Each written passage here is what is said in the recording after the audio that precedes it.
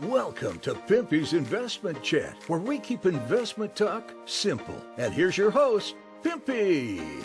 What is going on out there, peeps? Man, there are some interesting alliances taking place right now. And as a result of the election, we are hearing people complain of, election fraud.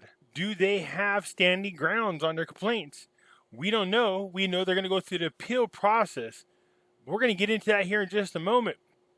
Hey, folks, just a quick reminder that back in 2008 and 9, a lot of people lost all of their retirement savings in their 401ks and IRAs because they did not own gold and silver. Yeah, that's right. Gold and silver protects you from a market crash. So do yourself a favor. Protect your retirement by purchasing gold and silver. You can go to moneymetals.com, reach out to them, and they will help you set yourself up to protect you and your family from having to start all over from scratch. If you're a first-time buyer and you spend more than $100, use promo code Pimpy, P-I-M-P-Y, and they will send along with your order a free half ounce of silver.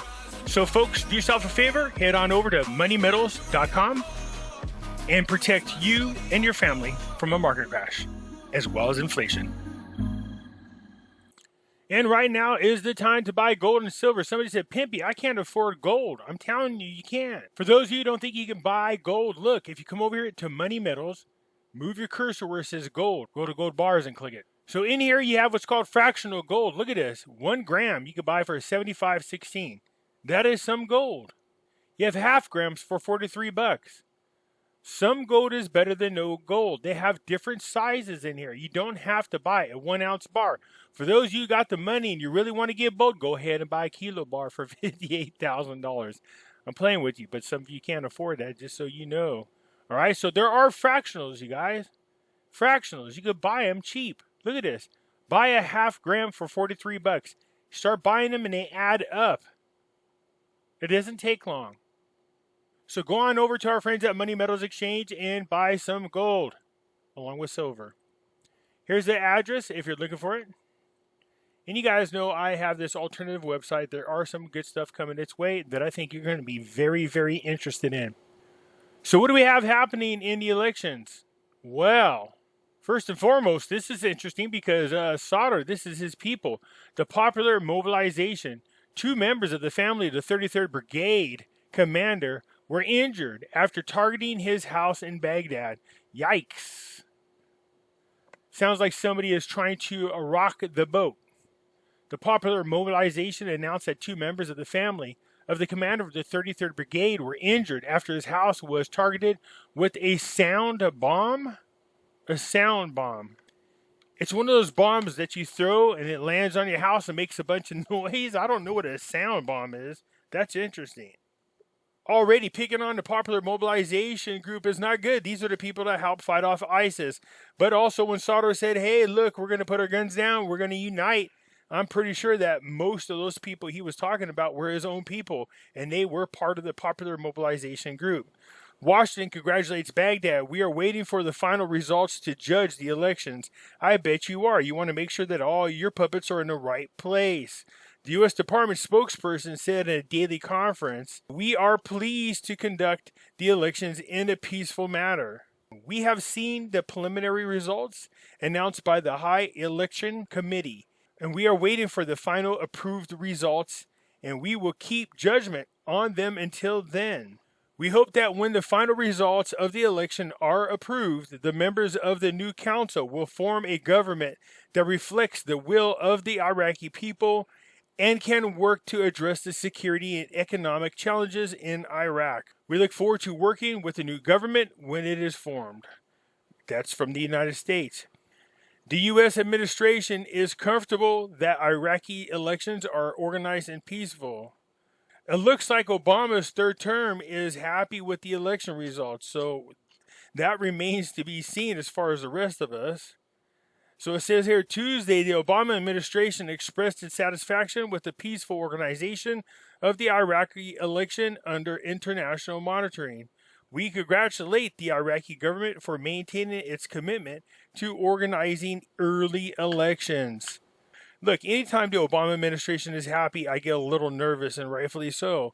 We are satisfied with organizing the Iraqi elections in a peaceful manner and under international monitoring.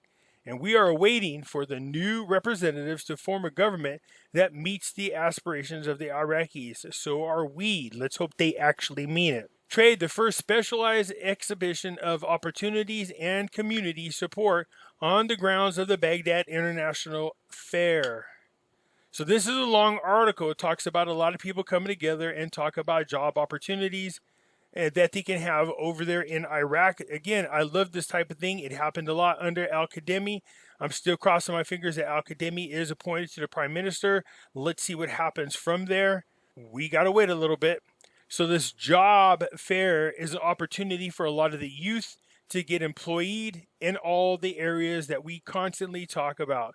That's a good thing. We know that Iraq has been taking all the right steps in all the right places in order to improve themselves and get off the ground and rebuild themselves economically. It says right here, the exhibition aims to present investment opportunities available to departments and companies from the public to the private sector.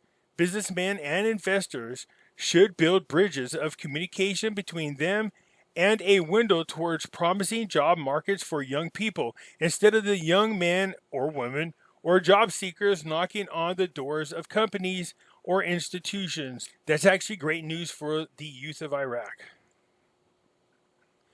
Despite his objection to the results, the Al-Fatah leaves the doors open for an alliance with al-Sadr. So the leader of the Al-Fatah, al-Assadi, insisted Tuesday evening on the inaccuracy of the election results announced by the High Commission on Monday. While the matter was not resolved regarding the alliance with the Sadr's bloc to form the next government, al-Assadi said during the press conference, in response to the questions asked by the news regarding the reaction to the Al-Fatah alliance, in the event that the Electoral Commission adheres to the announced results, that the High Electoral Commission did not announce about 20% of the results of the polling stations. So here's where this leader is expressing his concern. There was a major mishap in elections during the night of the elections. We'll get into the details in another article down below, but anyways, it says the masses came out and voted for us. We tell them that we will not abandon you, and we will certainly defend you, and the Al-Fatah leadership has one position, and we will not hesitate and will not retreat, and we will defend the votes of the voters. Now, this is interesting because the Al-Fatah Alliance lines itself up pretty much with the Popular Mobilization Group, which is Sadr's people. The International Monetary Fund expects a decline in energy prices by the beginning of next year. So this, again, looks like the move to stop using oil. Iraq needs to hurry up before we end up back in square one, because they're already warning us about the decline in energy. Wow. The International Monetary Fund expects a decline in energy prices to begin in 2022. The chief economist at the International Monetary Fund said in an interview that energy prices are likely to maintain the high recorded in recent days before the decline at the beginning of next year. While energy prices will be high in the next few months, we expect them to decline by the end of the first quarter of next year and into the second quarter. We will be in a better position after the winter months have passed. What do they mean, and what is it that they're talking about? Sounds like some fishy Great Reset news. Kuwaiti Prime Minister praises the holding of the Iraqi election in a safe atmosphere. The Electoral Commission announces the sorting of 3,100 stations manually and the announcement of the final results after the settlement of the appeals. So, I guess they're trying to allow time for China to mail in some votes. Just teasing. Or am I? So here's what I'm talking about. There was a problem. So the chairman said 3,100 stations will be manually counted in the National Center in Baghdad, noting that the votes that will be counted represent about 6%. And they are the ones who were exposed to a malfunction on the day of the vote. What? Exposed to a malfunction? Let me guess, there was a flood, right? Or something like that, and they had to close it down. something along those lines. You know, we know about that kind of stuff here in the United States. The stations that will be counted represent 60,000 votes distributed across all governance. What was announced yesterday from the results came in accordance with Article 38 of the election law. Sound familiar to you guys? It says every decision issued by the commission is subject to an appeal for a period of 3 days, and the preliminary results of the election are not final and were according to what happened in the acceleration body.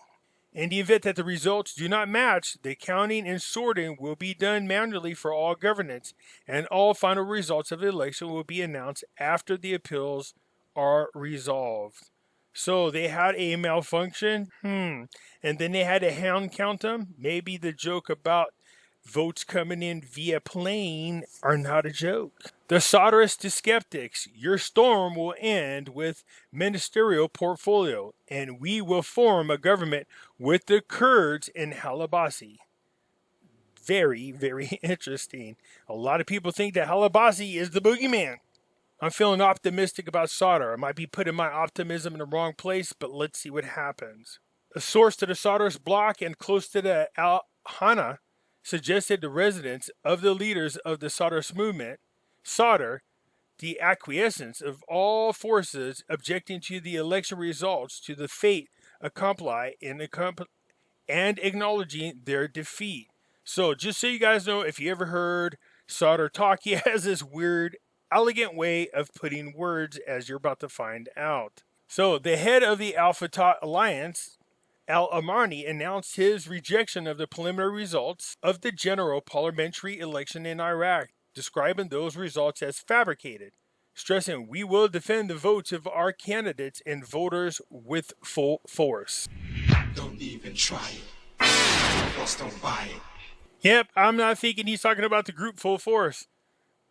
The source said to the news, all forces and blocs that are skeptical of the election results will succumb to the results of the ballot boxes, and the intimidation that provoked about fraud in the election will end as soon as the final results are announced, and the sponsoring and supportive parties for those losing parties calm down. The skeptical parties will accept the least losses by acquiring one or two ministries that secure their interests, knowing that they are trying to win over the feelings of the Iraqis by raising the issues of dissolving the popular crowd, while the crowds that they were relying on are the ones who failed them through their reluctance to participate. It says most of the winning forces will enter into an important strategic alliance with the current, which qualifies it to form a comfortable majority that will contribute to deciding the formation of the government quickly. That's what we like to hear. It may be possible to nominate an independent candidate, hint, hint, such as Al-Qademi, from outside the Sadr's bloc, acceptable to all parties. And I think that is the right candidate if you ask me. But you got to love this part. He added, the days are pregnant with surprises that will cut off the road for all the trolls with murky waters. But they, the surprises, will harmonize with the aspirations of the Iraqis, the most important of which is the formation of the government in a quick time without external interference or favoritism from a party at the expense of the Iraqi interests. I love his choice of words. Again, al-Sadr, let's see what happens. Like I said before, he could be the boogeyman or he could be a great leader that we could benefit from. Goes on to say, on the interference of neighboring Iran in forming the government, stressed that the formation of the government is an Iraqi affair, and it is not possible for Iran, Turkey, Saudi Arabia, or any other neighboring or regional country to interfere with drawing the course of the political process in our country. This article goes on to say the Sadrist bloc is the largest in numbers, and the prime minister will emerge from it. Again, my fingers are crossed, and Al-Qademi has been endorsed by Sadr. That does not mean he's going to win it, but we will soon see. If you remember correctly, right before the election, Sadr had endorsed Al-Qademi. So I'm not sure what that means or if that even makes a difference We're going to find out real soon. This says preliminary results indicate that the Soros movement won 73 seats, while the State of Law Coalition won 37, and the Kurdistan Democratic Party won 32. The Soros movement is seeking to obtain the position of Prime Minister in the next parliamentary session, according to the previous statement by al-Sadr. Now, if you remember, we did read an article that said that one person that has been able to reach out to all competing factions and get along with them and actually be able to keep them balanced and happy is al-Qademi. So let's keep our fingers crossed that he gets back in there. Anyways, that's it for now, you guys. It's looking good. There are some discrepancies, but hopefully nothing major. Let's hope that all the right people that we want to see get in office get in there, because we want to see them raise the exchange rate of the dinar against the international communities. All right, that's it for now, you guys. Hit the thumbs up button. If you're not a subscriber, please do so, because when you do, helps out the channel, and I surely do appreciate it. And I'll catch you later. I'm out.